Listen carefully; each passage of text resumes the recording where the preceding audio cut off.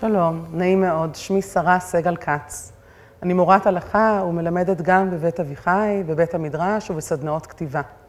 היום נלמד לקראת יום כיפור.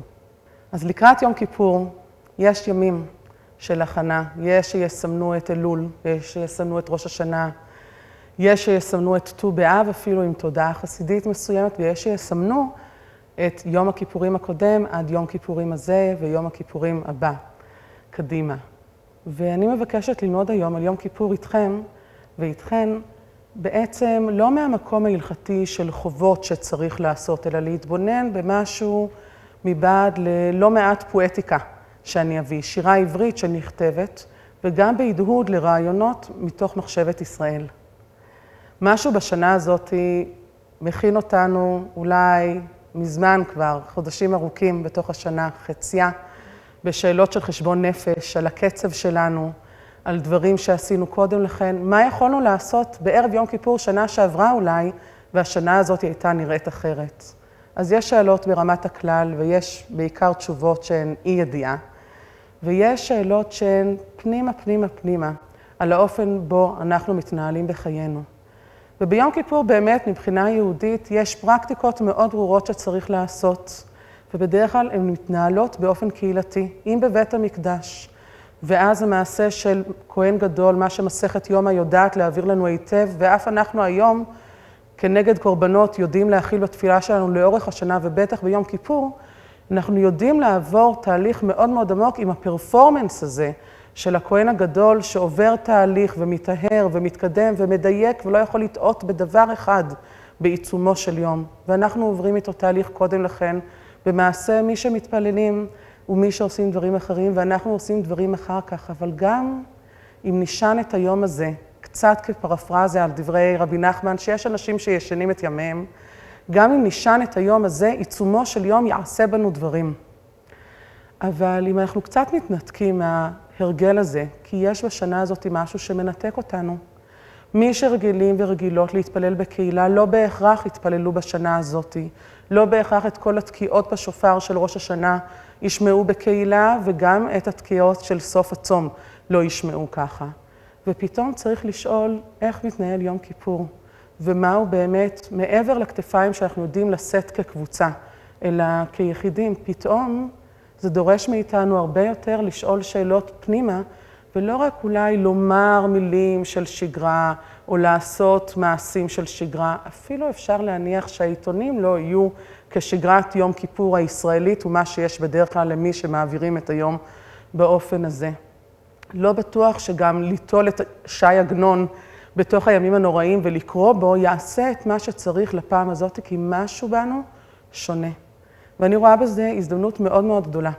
אני רוצה לשתף שעבורי יום כיפור מזמן הוא כבר לא אותו דבר.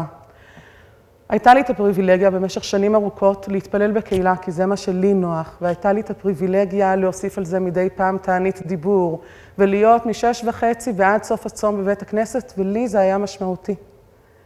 ונעשיתי להם, ובין לבין הריתי, והיו לי הריונות בסיכון, ונאלצתי להיות בבית, ונאלצתי אפילו לא לצום את הצום במובן הרגיל, כן כהלכתו, כציווי רפואי, אבל פתאום הכל השתנה.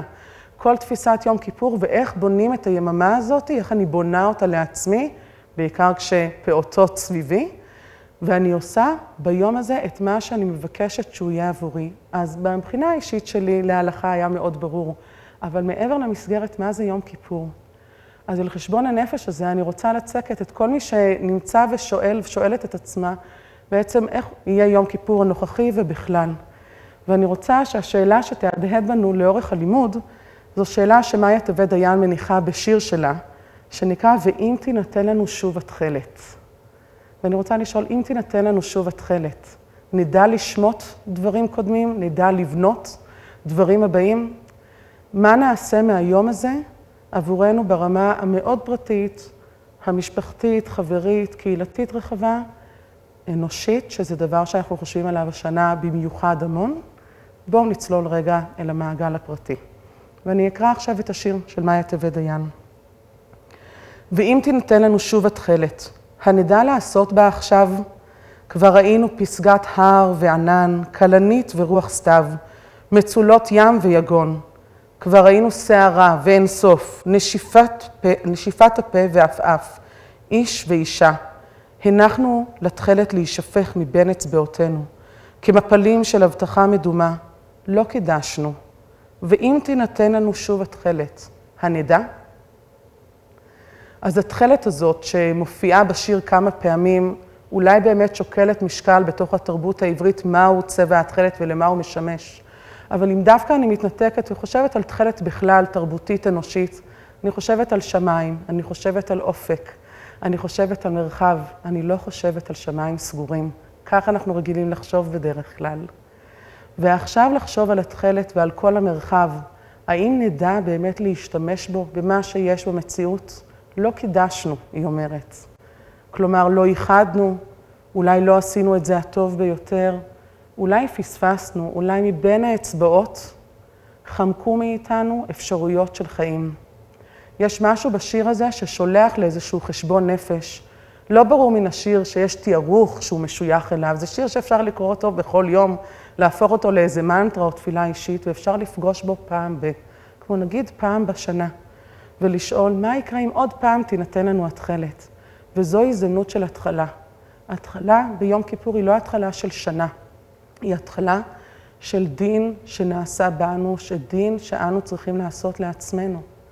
ובמובן הזה, אם אני חושבת על ציטוט משיר של שי בן צור, שבעצם נשען על התפיסה הסופית של האל כסחבי, כחבר, ובעצם הוא אומר בשיר הזה, הנה אני כולי שלך, עשה בי כרצונך.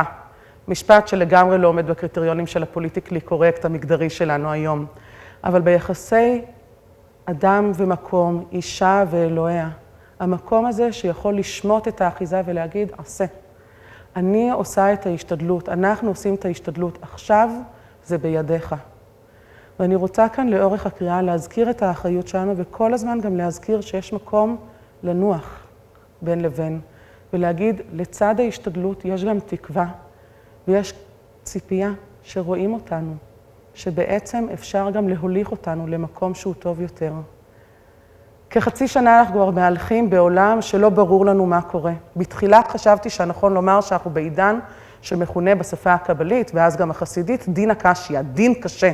זה ממש הגדרה של הימים הנוראים ויום כיפור.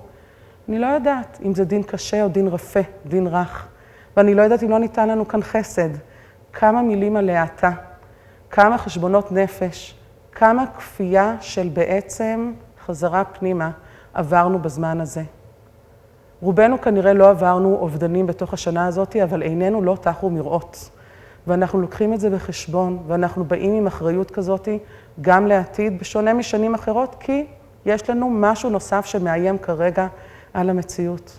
אבל כשאנחנו באים ומבקשים בתוך היום הזה, לשאול על חיינו, על השנה שתבוא, הרגלים של אנשים בוגרים, של נשים בוגרות, זה לחשוב באופטימיות, זה לחשוב את החיים בלי מסכות.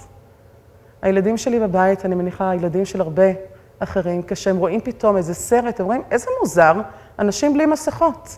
תינוקות שנולדו בשנה האחרונה יגלו בעוד כמה זמן, חצי שנה, שנה וחצי, מי יודע, שיש חצי שני לפנים שמחוץ לבית. אבל אנחנו יודעים לחשוב את העולם, וכנראה עדיין ממשיכים לחלום את העולם בלי מסכות, בלי מסכות. והתחלנו באזור פורים, ואנחנו עכשיו בכיפורים. ובדרך כלל קיפול האוריגמי הזה של השנה נדרש בחסידות, את הכיפורים אנחנו משליכים על פורים, ואנחנו מגיעים מההד הזה של קצת אחרי פורים ומפגשים שהיו בפורים וגזרו בידודים על קהילות גדולות, וכל שינוי הקצב והבנת המציאות אנחנו באים ככה אל יום כיפור. וכבר התחננו בראש השנה שתהיה שנה אחרת. וביקשנו כקהל, ועכשיו אנחנו מבקשים על עצמנו שלא נאבד את העיניים לראות כשיש תכלת.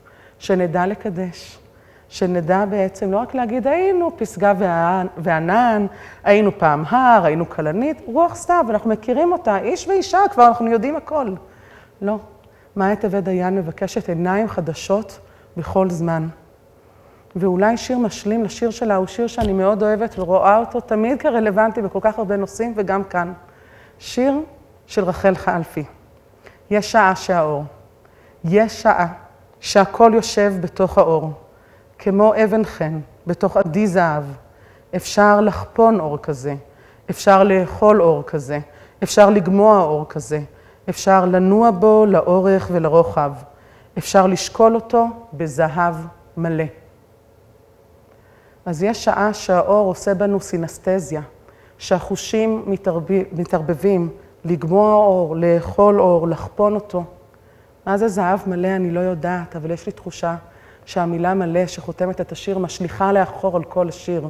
כולו חוויה של משהו מלא, של אור, של תכלת, של נפלאות, של הכרת הטוב, שלא מכחישה את מה שאינו טוב, אבל שיודעת להכיר ברגע ולהגיד, נקפוץ אל המים האלה ונוחז בזה ונרצה להמשיך. בספר, איך עשית את זה, איך עשית את זה, של הלית ישורון, שהיא בעצם ראיינה משוררות, משוררים, כותבות וכותבים על יצירת הספרות שלהם ועל הביוגרפיה הקשורה בזה. היא מראיינת בין הראיונות גם את פרופסור חביבה פדיה, בשלב מוקדם ביחס לימינו, אבל מספיק בשל מבחינת היצירה. וחביבה פדיה מספרת שם גם על יצירתה והבחירה איך לחוות את הרליגיוזיות ולקנות את השפה הדתית כפועמת באמת, ולא רק שווה על מילים שממילא מוכרות וממילא נאמרות יום יום. אבל היא מתארת גם מפנים בחיים על דברים שהיא רצתה ולא התרחשו כפי רצונה. ובפרפרזה על קאנט היא בעצם מתארת מצב של להקיץ מן התרדמת. להבין שמשהו שקרה, לא כמו שרצינו, הוא גם מתנה. הוא הזדמנות להביט מחדש ולבחור איך אנחנו מתנהלים. נכון שרעיון כזה יכול להישמע כמו רוחניות בשקל של ימינו, אבל הרוחניות הזאת שווה את משקלה בזהב מלא. ולהגיד, הנה, משהו השתנה ואפשר להקיץ מן התרדמת, ואפילו לא ידענו שישנו, אם נזכור את דברי רבי נחמן כאן מההתחלה. בספר אחר שיצא בשנה האחרונה של רוני גלפיש, שמתאר את מלאכת הכתיבה ומבקש לסייע לכל כך הרבה שמבקשים את כתיבתם. והספר הזה כל כך יעל לתקופה הזאת, כי הכתיבה מהווה פתאום איזו תרפיה גם למי שלא נהגו בה, כי המעשה קצת הועט, והשהייה הרבה יותר גוברת במציאות. והיא מתארת במשך כמה וכמה פרקים, היא אומרת לקורות ולקוראים, דעו, אין דבר כזה חיים רק על פי מוזה, אין רגע אחד, אין את כל הדימויים של האומן המיוסר או של תזמון מושלם. ויש עמל שהוא יום יום, ויש לא לראות בכלל אופק, אבל לדעת שצבר על גבי צבר על גבי צבר, זה נותן יצירה, ואז אפשר לערוך אותה ולעבוד איתה. והיא מבקשת לתת כלים לחיים ולהגיד, תתעוררו מכל מיני אשליות של פעם כבר יקרה, כמו שהיא מתארת בפנסיה, כשאני אקח שנת חופש. פעם זה עכשיו. הנה יום שאנחנו מייחסים בו איזשהו איפוס. יום שבמובן היהודי נתפס כיום של חתימת דין, או גזירת דין יותר מדויק לומר, על השנה שתבוא. החתימה תבוא בתום סוכות, אבל זה היום המשמעותי ביותר.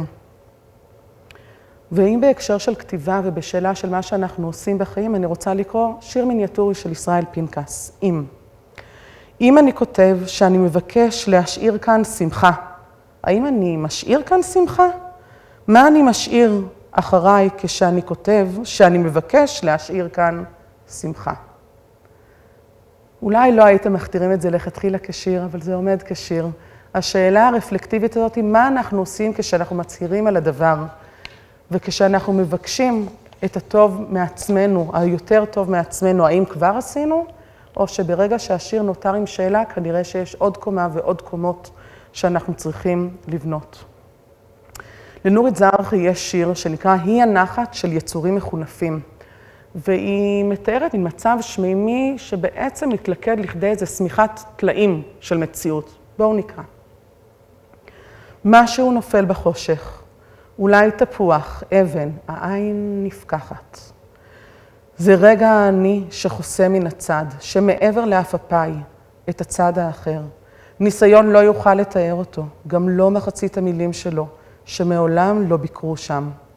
היו צריכים להיות לי צבעים אחרים, ממתנות פיית האוויר שלא הוזמנה, כדי שאוכל לצבוע את הברבורים השחורים שרוכבים על רעש הים. כל יום מגביר את אי הנחת של היצורים המחונפים, שעפים בכבדות והומים מעבר לשדות נוכריים. האם מישהו רואה מלמעלה את דוגמת השתייכותם? אז נורית זרחי, שהיא אומנית בלכתוב מציאות פלאית לגמרי, מצליחה ללכוד כאן גם בתחילה אותנו לאיזו חוויה מיסטית, מפוענחת, לא מפוענחת, נבין את הסמלים עד הסוף או לא נבין, משהו נשאב לשם.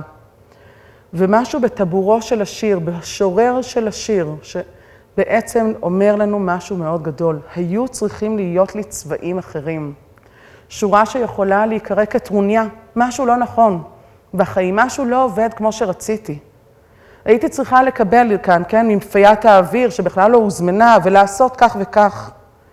אבל השאלה הגדולה זה, האם מישהו רואה מלמעלה את דוגמת ההשתייכות? איך הכל מתלכד, כמו שאלה של אמונה. האם מישהו רואה אותי? האם מישהי רואה אותי? כן, השכינה, יכול להיות גם כוחות אחרים. ולהגיד, משהו נופל בחושך, אנחנו לא רואים. אולי זה תפוח, ואנחנו מבינים סמל כבד, ועין נפקחת.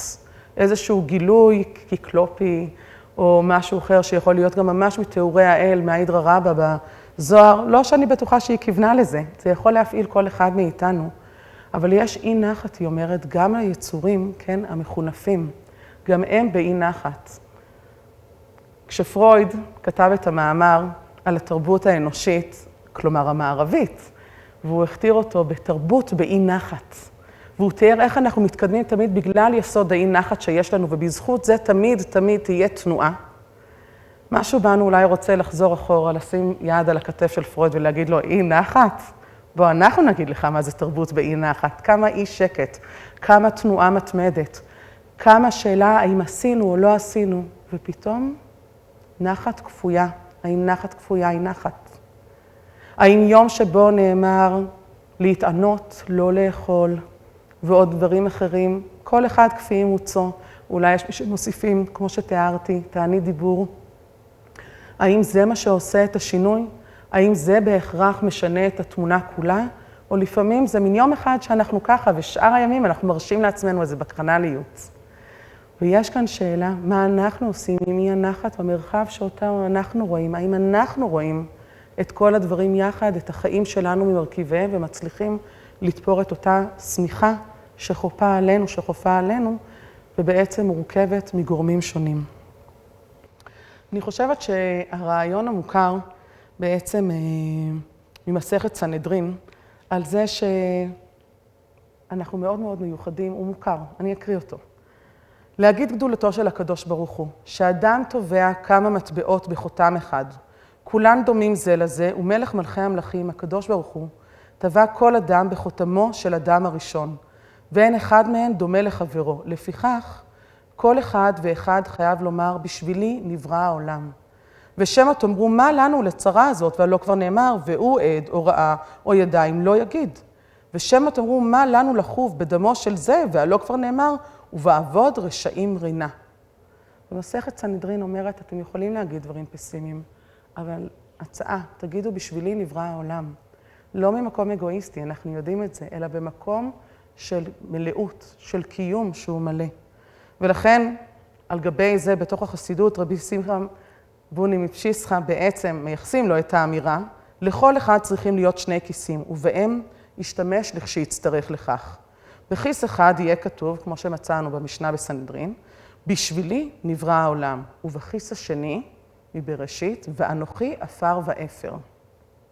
ועוד הוסיף רבי שמחה בוני מפשיסחה, הרבה טועים ומשתמשים בכיס ההפוך מזה שהם צריכים לו. והאיזון הזה של בין להגיד בשבילי נברא העולם ולהגיד אנוכי עפר ואפר, ולהגיד יש כאן משהו ענק וגדול, פוטנציאל החיים שלנו, או שנה שנפתחת, הכרעות שלנו, חשבון נפש שננסה שיהיה ישים ולא רק נדבר בעלמא עם עצמנו, יש גם צעד להגיד לאט לנו, במתינות, באיזון, אנחנו גם עפר ואפר. ויכול להיות שלא את כל זה אנחנו נספיק, ועדיין נעמוד כאן ביום כיפור הבא. אבל אנחנו גם צריכים לדעת את האיזון הזה. וכמובן שבהקשר הזה עולה לנו תמיד הדוגמה ממרטין בובר, שבעצם אסף סיפורי חסידות ומביא את הסיפור על זושה מאנפולי. כן, השאלה שבסוף נשאל כולנו, האם היינו זושה? האם עשינו את תפקידנו כאן בעולם? האם ראינו את התכלת? האם הצלחנו לפעול מתוך אי הנחת שראינו ולעשות את הנחת שלנו? בתיקוני זוהר שזה חלק מאוחר לספרות הזוהר. יש 70 תיקונים, רעיונות על המילה בראשית. דורשים את זה במהלכים ג'אזיסטיים מורכבים ומעניינים ביותר. בתיקון האחד לפני האחרון, לפני 70, תיקון ס"ט, יש תיאור בעצם איך הדופק שלנו הוא זה שמספר על עצמנו. באמת ברפואה קדומה כך היה נהוג להבחן, ומי שעוסקים היום ברפואה סינית עושים כדבר הזה, בין אם אנחנו מקבלים את זה ובין אם לא, יש אתוס שכזה. והתיאור על פוטנציאל החיים שמתבטא דרך הדופק, בעצם מתאר לנו תמונת מציאות כזאת. ויש דופק של עץ הדעת טוב ורע, שמזה המקום יצר טוב ויצר רע. והוא סוד להט החרב המתהפכת, שמתהפך ממטה לנחש ומנחש למטה. דופק יצר הטוב מראה בריאות ורפואה של כל איברים, ודופק יצר הרע מראה חולי כל איברי הגוף, וכל מי שחזק גובר. אם מתגברות זכויות נהפך מנחש למטה, ומיד מטה כלפי חסד וכל הגוף מתרפא. ואם מתגברים חטאים נהפך ממטה לנחש, ונושך כל איברים בכמה נשיכות של כאבים וחולאים. כלומר, אותו סמל מגן עדן, של להט החרב המתהפכת, זה להגיד, זאת אותה החרב, זה אותו הפוטנציאל, עץ אחד הוא טוב ורע. מה אנחנו עושים, ומרגע שבחרנו באחד, זה יכול להגדיל ולהשתלט על השאר, או כמו שרבי נחמן, שיודע להשתמש היטב בתיקוני זוהר, אבל רב נתן לא תמיד זוכר להזכיר את זה, אז בעצם בתורה ק"ס אומר כך, הדופק דופק ונוקש באדם. לפעמים הוא נוקש באדם ומזכיר אותו לעבודת השם יתברך בבחינת, שימו לב לקריאה של שיר השירים עכשיו, כל דודי דופק. ולפעמים הוא מזכיר את האדם לעבירה, חס ושלום, כי הדופק בא מן הנשימה, והנשימה באה מן האוויר. על ידי הדיבור וכפי הדיבור כן נעשה הדופק, אם לטוב או להפך. כלומר, זה לא לקפץ על הערים ולסמן לנו ולאותת לנו, אלא זה להאזין לנשימה שלנו, זה להסדיר את הנשימה. שהרי אנחנו יודעים להאיץ או להאט את הדופק ולהאזין לזה, ולבחור איך אנחנו רוצים להלך. ואולי משהו בדופק הכללי של השנה הזאת השתנה, אולי גם עוד ישתנה. ואנחנו יכולים להאזין ולשאול מה אנחנו רוצים לרבות כאן, מה אנחנו רוצים להגדיל בחיינו. נתן זך כתב שיר כמו שהוא יודע לכתוב שירים פשוטים, שירים בחרוז אחד שחוזר על עצמו לפעמים, ועושה בזה עבודה מצוינת. הבה נקרא. אדם חי בעולם שאותו הוא עושה לעצמו, מן התאוות שבשרו מתאווה לעצמו, מן הנופים שבהם הוא ממתיק לעצמו, את הפחדים שבהם הוא מפחיד את עצמו, ומן האהבה שאותה הוא אוהב לעצמו, ומן השנאה שאותה הוא שונא לעצמו, ובקיץ הוא יוצא מחוץ לעצמו, ובסתיו הוא חוזר חזרה לעצמו, ורואה מה עשה לעצמו בקיץ, ומה לא עשה לעצמו. מבחין בין זה לזה ומבין לעצמו. הטלת האחריות עלינו, השיר הישראלי המאוד מחולן הזה, הולך כאן עם איזשהו קצב שקורה משהו בסתיו, לא בדצמבר, בסתיו עושים את החשבון בעצם של מה היה ולהבין בינינו לבין עצמנו איך לקחנו את חיינו. אין כאן צורך בפרקטיקות דתיות בהכרח ובמסורת שיש בה הוראות בימוי מאוד מאוד ברורות, איזו מחויבות שכזו.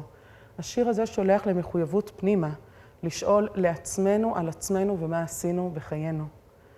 והאחריות הזאת היא לא אמורה להתיש אותנו, היא אמורה לחיות אותנו, או כמו ביטוי מאוד יפה של אגי משאול בשיר שהיא כתבה, על האדם החלקי. היא מתארת את חלקיותנו ואומרת ככה, כמו שאנחנו, זה מי שאנחנו, כן, גם קצת פרפרזה לאמיר גלבוע. ואני רוצה, לקראת סוף המפגש שלנו, להזכיר כאן גם עוד שני שירים לקרוא אותם, כדי לתת משהו מהחוויה של יום כיפור, הוא לא סתם יום בעלמא. יום אחד עצרנו, החלטנו כולנו לעצור ולעשות איזשהו חשבון נפש, כמו איזה החלטות קהילתיות שמגיעות מדי פעם אחרי דרמות גדולות בציבור. יש כאן יום שהוא מוכתב, יש לו פרקטיקות מוכרות, בין אם ניישם ובין אם לא, על זה אנחנו יכולים לבחור מה אנחנו בונים, בונות.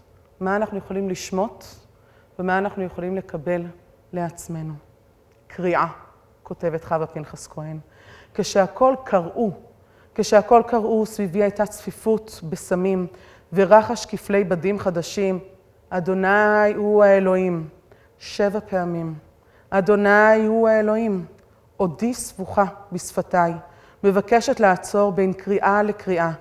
נמשכה שמלתי ונמשכה ונקראה בידה של ביתי, שהתייגעה בקריאתה, אמא, אמא, אמא. אז מי שמכירים את הרגע הזה של חתימת יום כיפור, 7 פעמים לומר, אין מבלדו אלא אחד. השם הוא האלוהים. מכירים את זה גם כטיימינג שבו הילדים כבר חסרי סבלנות. והצעקה הפשוטה הזאת של האמא, 3 פעמים באיזו צעקה פתוחה שהיא הותירה בכתיב המיוחד שהיא עשתה בשיר, צעקה שהיא משמעותית לא פחות, אולי יותר, מהדבר הזה שקהל יודע להגיד באמונה ביום הזה שהוא נידון, יודע גם להגיד, אנחנו צועקים את מה שאנחנו חסרים. ערב כיפור, בקול סרלואי. אני מגייצת את הכאב בחום העולה מגופי, וקוראת לבדידות בשמותיי. אני רוצה לקחת את השיר הזה לא רק לערב כיפור, אלא גם לאחרי צאת כיפור. כאב, שמחה, נחת, קריאה לפעולה, ערנות אל התכלת. להכיר בחלקיות, להכיר ולהיות ערניים לגבי האחריות לעצמנו, או להקיץ מהתרדמה שלנו. זה איך שאנחנו נקרא לזה בשמות. איך שאנחנו נכניס את זה לחיינו, נגהץ את זה ונעטוף אותנו, או ממש נשקיע את זה בתוך חיינו. ביום כיפור הזה כל אחת מאיתנו, ובכל יום כיפור יעשו כבשלהם כבחירתם. אבל משהו משותף בזה שאנחנו מגיעים לזה הרשת פנים אחרת, וצופים אל הבאות בתקווה מאוד גדולה.